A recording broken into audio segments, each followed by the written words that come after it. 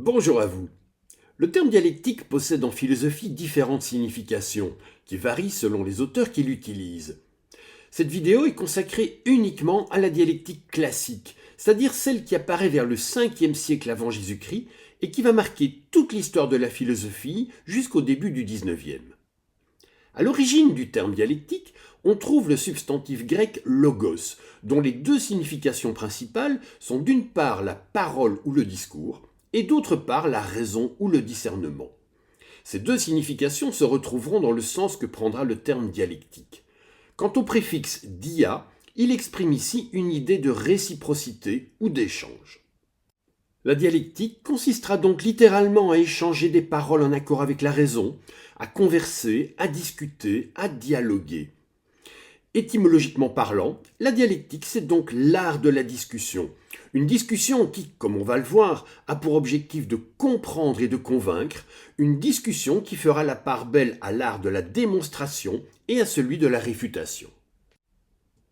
Le dialecticien, c'est celui qui fait reposer son argumentation sur des fondements logiques et rationnels, mais c'est aussi celui qui se distingue par son habileté à discerner le vrai et le faux dans les affirmations des autres, par sa capacité à trouver le point faible dans les thèses de ses interlocuteurs et par son ingéniosité à découvrir l'argument décisif qui réduira ses interlocuteurs au silence. Comme on le voit, la dialectique est donc très étroitement liée à la logique. On pourrait même aller jusqu'à dire que la logique, c'est la théorie de la pensée rationnelle, tandis que la dialectique, c'est la pratique de cette pensée rationnelle. C'est l'art d'appliquer à la discussion la connaissance des règles de la logique. En somme, et si on voulait utiliser une analogie, le dialecticien est au logicien ce que l'avocat est au juriste. Dès l'Antiquité, la dialectique va cependant présenter différents visages. Chez Zénon d'Élée, tout d'abord, qui est considéré par Aristote comme l'inventeur de la dialectique, celle-ci se présente essentiellement comme un art de la réfutation. Car Zénon ne prétend pas démontrer une thèse. Il se contente en effet de montrer que la thèse opposée, la thèse défendue par ses adversaires, aboutit à des conséquences contradictoires ou absurdes. Son but n'est donc pas de prouver quelque chose, mais bien de déconstruire les conceptions de ses adversaires. C'est pourquoi on qualifie cette dialectique de négative. Chez les sophistes, dont certains sont les contemporains de Zénon, la dialectique va poursuivre un objectif très particulier, pour lequel elle va se transformer en rhétorique, c'est-à-dire en art de convaincre. La seule ambition des sophistes, parmi lesquels on trouve notamment Protagoras et Gorgias, c'est en effet de préparer leurs élèves à réussir dans la vie politique, à s'emparer du pouvoir et à gagner des procès. Ce qu'ils veulent, c'est leur faire acquérir l'habileté verbale et l'éloquence persuasive qui les rendra maîtres des assemblées. L'objectif de ces philosophes n'est donc pas non plus de prouver quoi que ce soit, ni même de démolir les conceptions d'un adversaire comme c'était le cas chez Zénon. C'est encore moins la recherche de la vérité, car ce qu'ils veulent, c'est tout simplement convaincre, c'est gagner. Pour eux, seul le succès importe, et c'est pour y parvenir qu'ils utilisent une dialectique qui se confond avec la rhétorique.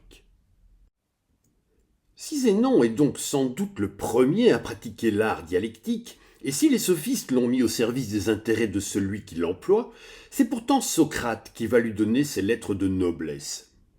Socrate va reprendre à son compte le principe de dialectique négative présent chez Zénon, mais il va lui adjoindre une dimension positive.